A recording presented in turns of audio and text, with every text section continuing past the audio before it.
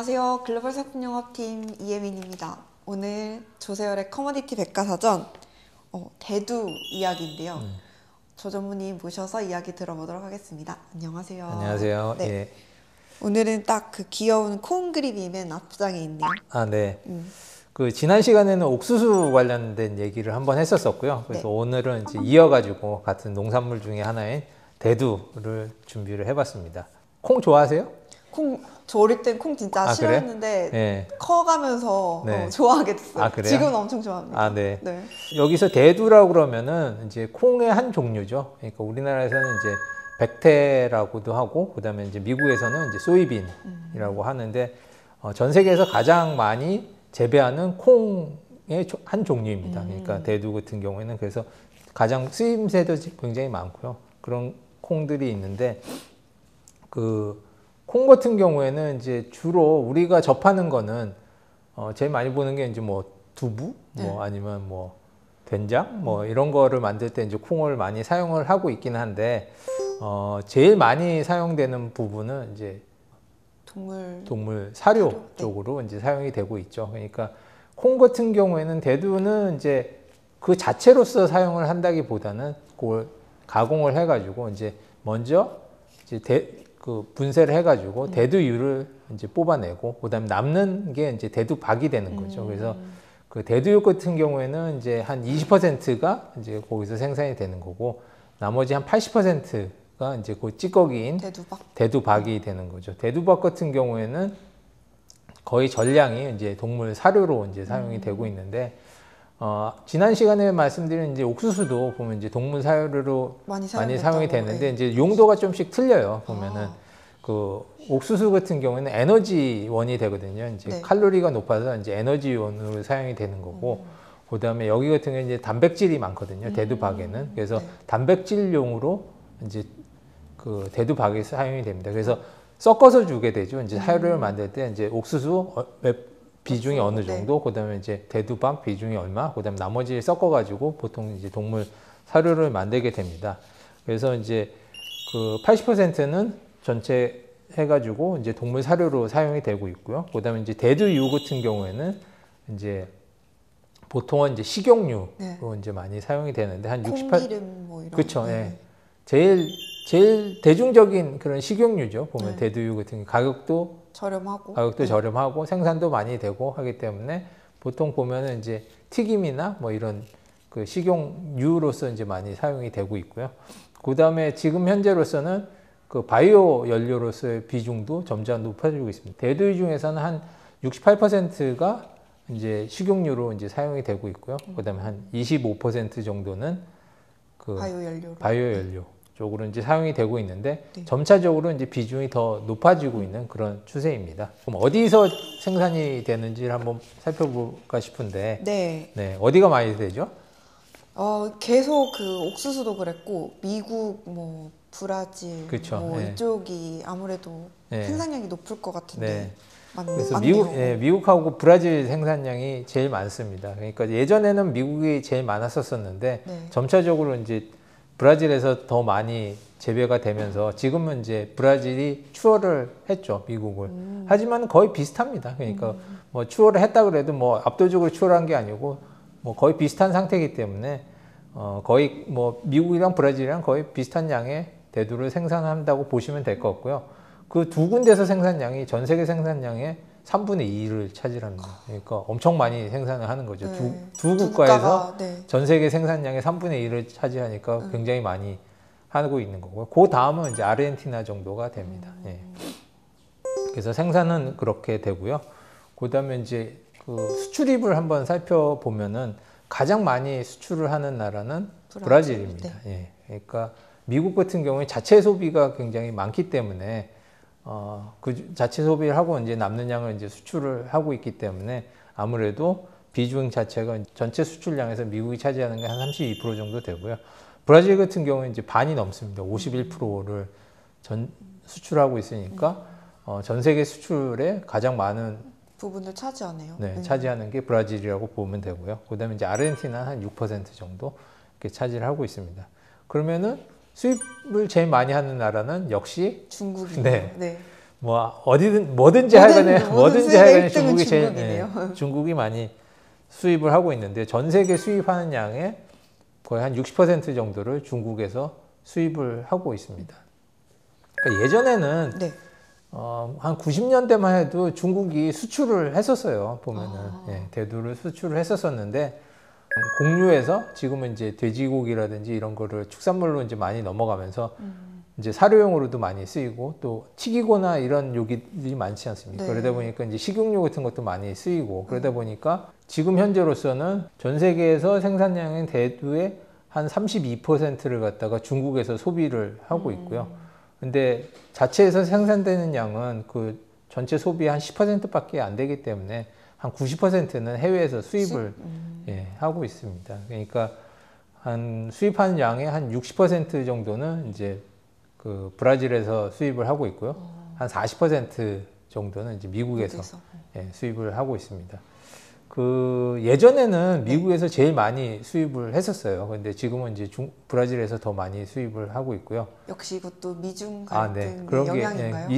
미중 그 무역 전쟁 때문에 사실 브라질 쪽에서 더 많이 수입을 하고 있는 거죠. 그러니까 그 뭐 2008년 9년부터도 이제 슬슬 이제 그런 조짐이 보였었는데 2018년에는 이제 그게 아주 뭐 극단적으로 이제 사이가 안 좋아지기 시작하니까 이제 트럼프 같은 경우에 이제 계속 그런 말들을 하고 그러니까 중국에서 이제 그 관세를 확 올려버린 거죠. 보면은 이제 그래서 뭐 미국산 대두하고 미국산 돼지고기에 대해서 이제 관세를 한 25%를 갖다가 부과를 해버리니까 이제 수입을 할 수가 없는 거죠.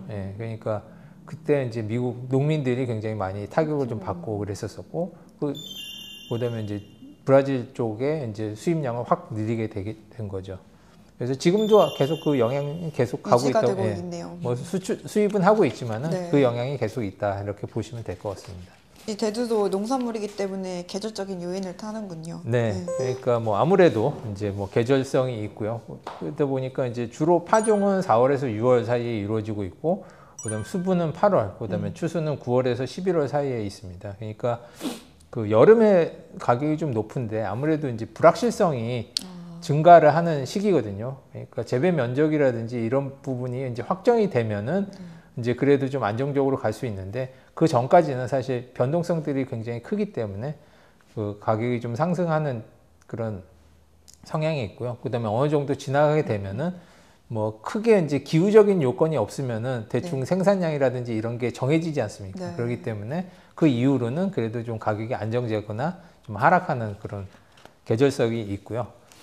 그다음에 이제 대두 크러쉬라고 이제 말씀드렸었는데, 대두는 이제 콩 자체로 사용되기보다는 이제 대두유, 그다음에 이제 대두밥으로 이제 사용이 되다 보니까 그 뭐 분쇄하는 과정들이 굉장히 중요합니다. 그러니까 그 가공업자가 이게 얼마나 마진이 발생하느냐도 굉장히 중요하거든요. 왜냐면은 돈이 돼야지 이걸 갖다가 생산을 하지, 돈이 안 되면은 뭐 할 이유가 그러니까 그 크러쉬 마진 스프레드라고 하면은, 그러니까 생산되는 생산물, 그러니까 대두유하고 그다음에 대두밥 가격을 합친 거에서 이제 콩 가격을 뺀 게 이제 가공업자의 마진이 되겠죠. 그러니까 그게 얼마나 커지느냐, 증가하느냐도 볼 필요가 있습니다. 그래서 그게 커진다 그러면은 아무래도 마진이 괜찮기 때문에 콩을 갖다가 더 많이 살 수가 있는 거고, 가공업자들 같은 경우. 근데 마진이 없다 그러면 이제 사실 그걸 안 하려고 그러겠죠. 보면은. 그렇기 때문에 그 콩 가격에 또 영향을 또 미치는 그런 요인들이 됩니다. 그래서 보면은 그 전까지는 이제 대두밥이나 대두유가 그래도 좀 비슷하게 갔었었는데, 최근 들어서는 2020년 이후 들어서는 이제 대두유 가격이 훨씬 더 많이 올라오는 거를 볼 수가 있고요. 보면 붉은색 선으로 되어 있는 게 이제 대두유 가격이거든요. 이게 이제 대두유 가격들이 이제 계속 올라가게 되는 거고, 거기에 따라 가지고 보면은 이제 대두 그 업자의 마진들도 계속 증가하는 것을 볼 수가 있습니다. 대두유 가격이 이렇게 오르는 거는 뭐 특별한 이유가 있을까요? 그 저것 때문에 그렇죠. 이제 그 사실 뭐 2000년대 들어서는 그 농산물이 이제 농산물로만 사용이 되는 게 아니고 뭐 연료로서도 사용되고. 이제 사용이 되고 있기 때문에 그게 이제 그 연료 가격하고도 굉장히 밀접한 영향을 받습니다. 그러니까 네. 2020년 이후에서는 이제 그 뭐 러시아에서 우크라이나 침공도 하고 뭐 이러면서 이제 에너지 가격이 확 올라갔던 영향들이 있기 때문에 그럴 경우에는 이제 사실 대두유 같은 경우에는 바이오 디젤로서도 이제 같이 사용이 되고 있기 때문에 같이 영향을 받아서 올라가게 됩니다. 그렇기 때문에 여기 대두유 가격이 올라가게 되면은 마진 자체도 이제 커지기 때문에 예, 그런 부분에 있어서 그 크러쉬 마진이 훨씬 더 커진다고 볼 수가 있고요. 그래서 요거를 이제 계산을 해보려고 그러면 근데 이제 그 대두는 이제 부쉘로 거래가 단위가 그러니까 다 단위가 다 달라요. 틀리잖아요. 그러니까 왜 그걸 다 틀리게 했는지 잘 모르겠는데 사실 하여간에 그 부실 파운드가 저희한테 익숙하지 않은 맞아요. 단위잖아요. 예. 뭐 톤 정도나 익숙한데 예. 뭐 대두박은 톤으로 뭐 거래가 되지만 이제 대두는 이제 부쉘로 거래가 되고 대두유는 이제 또 파운드로 파운드로 이제 되고. 거래가 되니까 또 거래 단위를 또 맞춰줘야지 이제 이게 마진이 어떤지 계산을 할 수 있지 않습니까? 네. 그래서 대부분 이제 파운드로 맞춰놓고 하죠. 그러니까 1부쉘 같은 경우는 60파운드 정도 되니까 거기에서 이제 60파운드의 대두를 가공을 하면 11파운드의 이제 대두유가 유가 나오고 그다음에 44파운드의 대두박이 나오거든요. 그러니까 파운드에다가 맞춰놓고 이제 계산을 하면은 이게 대충 마진이 어느 정도 나오겠구나라는 걸 갖다가 짐작을 할 수가 있습니다. 그래서 그런 식으로 이제 계산을 하고 있고요. 네. 그다음에 이제 그 대두 가격 같은 경우에는 그 2000년대 이전과 그다음에 2000년대 이후로 이제 좀 나눠질 수 있을 것 같아요. 그러니까 그 전에는 그래도 가격대가 뭐 한 5불에서 뭐 한 7불 뭐 그 정도 사이에서 계속 움직였었는데 2006년 뭐 이때부터 이제 가격대가 확 높아지는 거를 볼 수가 있거든요. 네. 이거 같은 경우에는 미국에서 이제 그 연료에다가 의무 첨가를 갖다가 이제 제도를 도입을 하면서 그때부터 이제 보면은 이제 그 뭐 옥수수도 그렇고 뭐 대두유도 그렇고 보면은 이제 연료에 이제 첨가를 하게 됐거든요. 그러면서 이제 가격이 이제 연료 가격에 이제 연동이 되게 되는 거죠. 그러니까 그게 연료 가격이 높아지면은 그러니까 뭐 원유 가격이라든지 이런 뭐 가격이 높아지게 되면은 이쪽에서도 같이 높아지는 현상이 발생이 되면서 훨씬 더 가격대도 높아지고 변동성도 커지게 됐습니다. 예, 그렇기 때문에 그 전 이전하고 보면은 가격대도 훨씬 더 높아지고 네. 변동성도 굉장히 커졌어요. 커진 모습을 볼 수가 있는데 이게 이제 그 연료로서 이제 사용이 되는 부분들이 있기 때문에 연료 가격에 연동되는 부분들 아하. 때문에 이렇게 변동성이 커졌다고 보시면 될 것 같습니다. 이제 대두 가격에 이제 영향을 미치는 요인들을 크게 보면 이제 뭐 재고하고 파종 면적, 그다음 계절성, 뭐 소이빈하고 옥수수 레이시오, 그다음에 이제 바이오 연료 이렇게 좀 볼 수가 있을 것 같은데 재고하고 파종 면적 같은 경우는 네. 직접적인 이제 공급량을 갖다가 좌지우지하는다는 면에서 보면은 가장 직접적으로 이제 가격에 영향을 미치는 그런 요인이라고 볼 수가 있을 것 같습니다. 그러니까 아무래도 이제 파종 면적 같은 경우에도 얼마나 파종을 많이 했냐에 따라 가지고 이게 공급량이 수확되는, 이제 예, 결정이 달라질 되다 테니까. 보니까 그 파종 면적하고 재고량을 이제 모니터를 할 필요가 있거든요. 그러니까 네. 보통 369, 12 이렇게 발표가 되는데 뭐 369 같은 경우는 이제 말일날 이제 발표가 되고 그다음에 이제 12월 같은 경우는 그 다음에 이제 1월 한 12일 뭐 요 근간에 이제 발표가 되거든요. 그러니까 그런 걸 갖다가 한번 좀 살펴보시면은 이제 이 파종 면적이 얼마나 늘었고 그다음에 줄었고 이런 걸 갖다가 모니터링 하시면은 이제 좀 참고가 될 수 있을 것 같고요. 그다음에 이제 계절성 관련된 건데 아까도 말씀을 잠깐 드렸었는데 그 파종이 6월까지 이제 하다 보니까 네. 그때 이제 파종이 얼마나 되느냐에 따라 가지고 이게 가격이 공급량이 달라지다 보니까 그 변수들 때문에 사실 변동하는 부분이 있습니다. 그래서 6월까지는 보통 이제 가격이 좀 상승하는 추세를 보이고 그게 어느 정도 결정이 되면은 가격이 하락하거나 좀 안정세를 보이는 그런 계절성이 있다는 걸 한번 알아두시면 좋을 것 같고요. 네. 그다음에 이제 소이빈하고 콘 레이시오가 있습니다. 이거는 그 미국 같은 경우에 거의 파종하는 지역하고 시기가 겹치는 부분이 많습니다. 옥수수하고 대두 같은 경우에는 뭐 대두가 가격이 괜찮으면 이제 대두를 많이 심고 그다음에 이제 옥수수가 가격이 괜찮으면 이제 옥수수를 많이 심는 그런 경향들이 있거든요. 근데 네. 이게 뭐 파종하는 지역들이 크게 차이가 안 나다 보니까 네. 뭐 대두 괜찮다 그러면 뭐 대두 심고 뭐 옥수수 괜찮다 그러면 그럼 뭐 옥수수 심지 뭐 이런 게 있기 때문에 그 전에 가격이 어떠냐에 따라 가지고 사실 또 영향받는 부분들이 있습니다. 그러니까 가격이 괜찮았으면은 그러면 올해도 대두를 심어야지, 아니면 옥수수가 괜찮으면 옥수수 심고 심어야지, 뭐 이런, 그래서 그 비중들이 있거든요. 그렇기 네. 때문에 그런 부분에 있어서도 이제 좀 알아두시면은 이제 괜찮을 것 같고요. 그다음에 이제 또 마지막으로 이제 바이오 연료 관련해서도 지금 계속 사용량들이 늘어나고 있습니다. 네. 그러니까 지금 그 난 바이오 퓨엘 유즈하고 바이오 퓨엘 유즈를 보면 이제 바이오 퓨엘 유즈가 훨씬 더 빠르게 증가하는 것을 볼 수가 있거든요. 네, 이 주황색 막대 네, 그래프 주영상 막대 그래프 보시면은 네. 이제 계속 이제 빠르게 증가를 하고 있고, 지금 보면은 이제 소이빈 그 대두유 사용량에서 보면 미국 같은 경우에도 지금 한 40%가 넘어가고 조만간 이제 절반 이상이 넘어갈 것으로 이제 예상이 되고 있거든요. 대두 같은 경우에는 농산물 먹거리로만 볼 게 아니고 연료하고도 같이 연결이 많이 돼 있는 그런 품목이라고 볼 수 있습니다.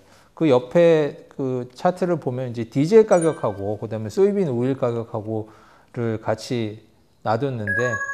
거의 일치하지 않습니까? 예. 디젤 가격하고 소이빈 오일 가격하고 움직임이 비슷하게 움직임이 움직이네요. 거의 네. 비슷하게 움직여요. 네. 그러니까 그러다 보니까 이제 디젤 가격이 높아지면 이것도 같이 높아지고. 올라가지는 거, 빠지면 또 이것도 같이 빠지고, 이런 현상이 벌어지니까 아까 말씀드린 것처럼 이제 변동성도 훨씬 더 커지고, 그렇기 때문에 이런 그 거래를 하실 때 보면은 소이빈 가격만도 보지만은 이제 이런 부분들도 영향이 미칠 수 있다라는 것 갖다 같이 알아두시면은 알아두셔야겠네요. 네. 네.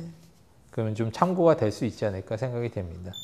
그 다음은 이제 참고 자료 같은 경우에는 이제 뭐 농산물 같은 경우에는 뭐 사실 뭐 신문이나 뭐 이런 데서도 크게 자료가 안 나오기 때문에 네. 뭐 참고할 만한 거 같은 경우에는 이제 CME 쪽에 들어가서 이제 소이빈 리포트 치시면은 이제 관련된 리포트들이 굉장히 많이 나오고 있고요. 그다음에 USD, 그러니까 미국 농림부 쪽 네. 사이트에 들어가시면은 여러 가지 리포트들이 많이 있으니까 그런 쪽에서 좀 참고를 하시면은 좋을 것 같습니다.